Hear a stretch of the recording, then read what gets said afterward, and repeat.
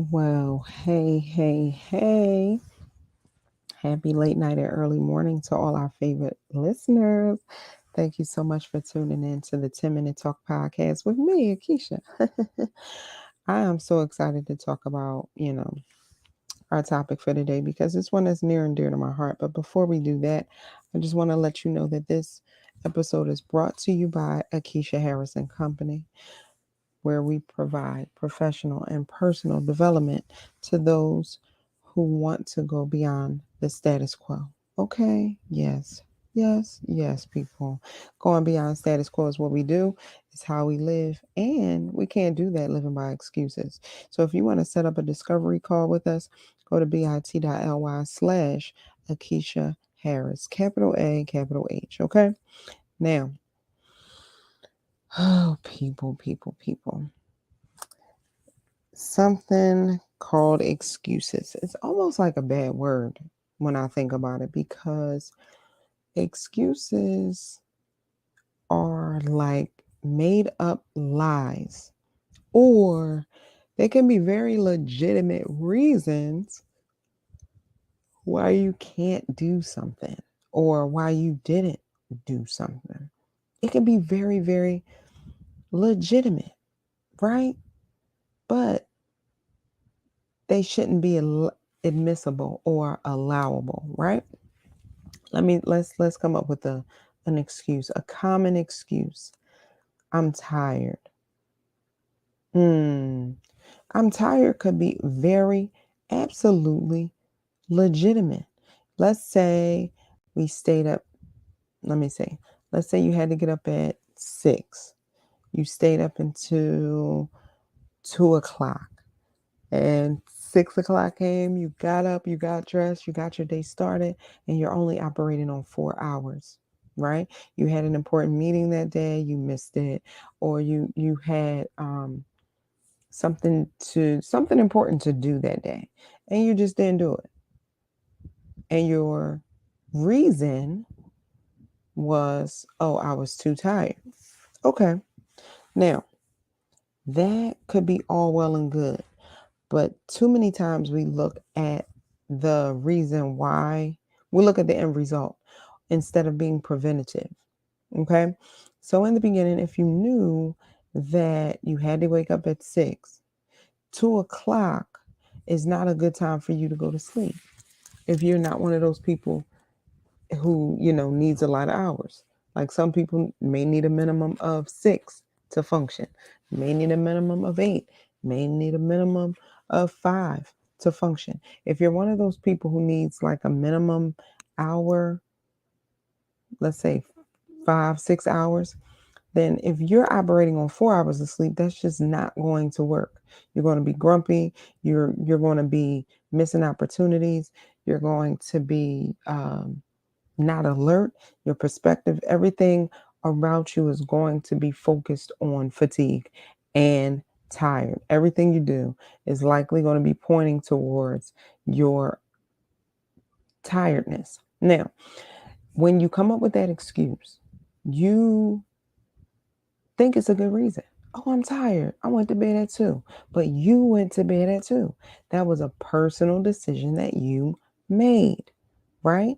We make personal decisions to do things, and then we want sympathy from everybody else who isn't expected, who has a desired outcome, and we're expecting them to be understanding when that desired outcome is not met, right? And I'm saying that on very basic terms. I'm not nothing outlandish or, things that are just like uncommon. I'm keeping it very basic, very straightforward. Things like, let's come up with another excuse that could be absolutely legitimate. When you say, "Oh well, what's wrong with you? Why you have an attitude?" "Oh, I'm hungry and I'm just, well, it is what it is at this point." So you're angry and upset at people because you're not eating, or you didn't eat, or you didn't plan your day properly. You didn't pack your lunch. None of the preventative measures that could have been taken in order to avoid how your body naturally will respond to missing a meal, right? None of those precautions were taken. None of those things were thought about in advance in order to avoid something that is avoidable. Excuses will have you out here sounding crazy and looking crazy. And I just gave those two very general, very basic examples because we all really know what excuses are. And a lot of us have them, and we have more than enough to hand out. We have so many excuses, we can allow somebody else to borrow some. Like, we really have to get to a place where we know what we want out of life, out of a situation, out of a job, out of whatever it is, no matter where we are, there has to be some kind of desire, some objective, some goal, right? Something that we have to achieve. And an excuse will absolutely kill that attempt for you to progress, for you to move forward, for you to advance, for you to enhance your skills, for you to just be better in that area. Excuses will absolutely kill that. And it's amazing working with teenagers and working with young people. I hear certain excuses, and I'm able to help the youth identify those excuses and then create a plan so that you don't have to fall victim to those excuses. But it absolutely pains me when I hear a 13-year-old and a 40-something-year-old using the very same excuse. It gets even worse when I hear it coming from somebody in their 50s and 60s, giving the very same excuse. And everybody, like whether I've come to find out, whether it's a teenager, whether they're in their 20s, 30s, 40s, 50s, or 60s, when they give an excuse, they're looking at the other party as if they're expecting them to be understanding and accept my excuse as a valid reason. Now, I'm not going to be inhumane and non understanding and any of that. There will be instances where situations occur, things happen that were absolutely outside of your control. And then you just have to, own up to it, be accountable. This is what happened. I didn't plan for it. And you give that person enough notice in advance, or just keep the other person abreast. Let's say if you're late for work, or if you're scheduled to be a keynote speaker, or if you promise you're going to drop your niece off at school and you weren't able to make it because of, okay, there are things that happen, right? But we're able, as we grow, we're able to disclose what happened, hold ourselves accountable, and then be mature enough to receive whatever that feedback is, or whatever that result is, from the other party who was expecting you to do something that you couldn't do. All right, got it. But when we're talking about excuses, when we're talking about these things that like kill your progress, kill your dreams, that has a direct assault on your goals, like we have to look at excuses in that way. An excuse, even however your brain may frame it, an excuse is an assailant. An excuse wants to absolutely kill your dreams. It wants to annihilate your advancement. It wants to obliterate your progress. We have to look at excuses as an enemy. Excuses are absolutely an enemy. And I think until we get to a point where we see excuses as the enemy and not a part of life, like not as, how can I say this?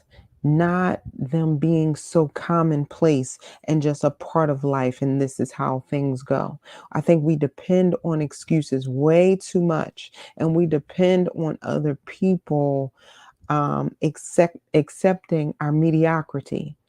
We depend on other people accepting our flaws. And yes, that has its place, but we can't use and continue to use excuses as a crutch. We can't continue to use excuses as if, hey, this is just life and things happen and well, it's only up to God and I'm not in control of it. No, we really need to take accountability for the things that we control.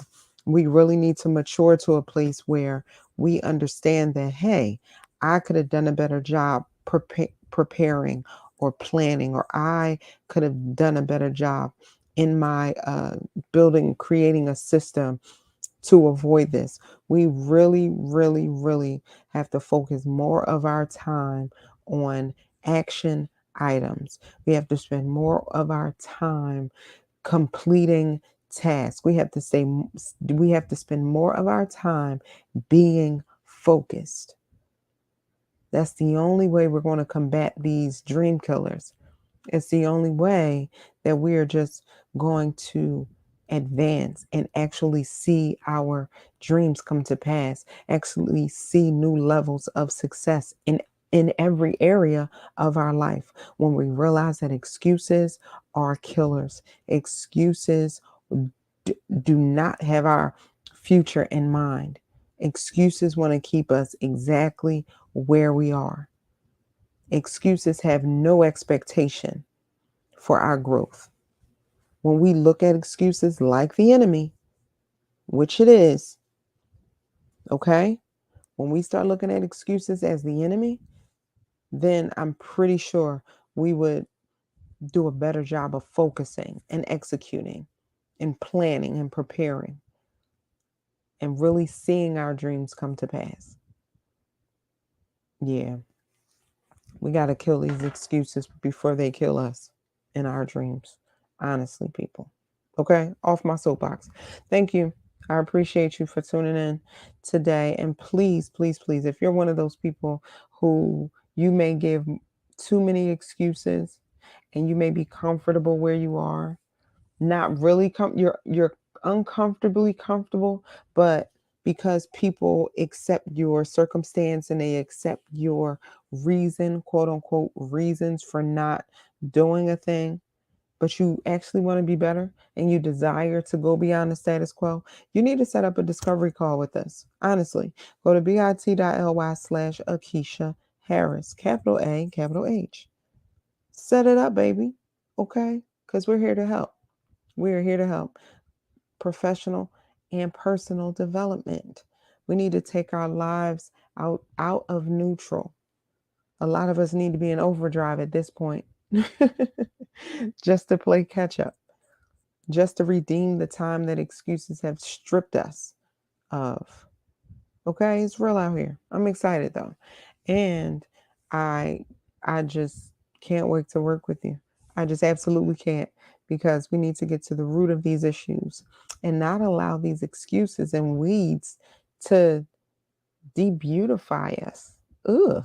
Excuses are so harsh and just so disgusting.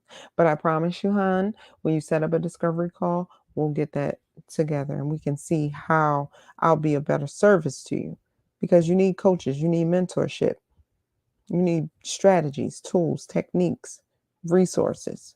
And that's what we want to bring to you. Okay? We want to get out of neutral, get into overdrive. But I thank you so much for joining us for our 10-minute talk podcast, where we come together every night at midnight, Monday through Friday, just to drop these gems and these jewels. Okay, people? And so we can grow beyond the status quo. Now, y'all have a great rest of this early morning, this late night. Have a wonderful night's rest and a great tomorrow. Until we talk to you. Bye-bye.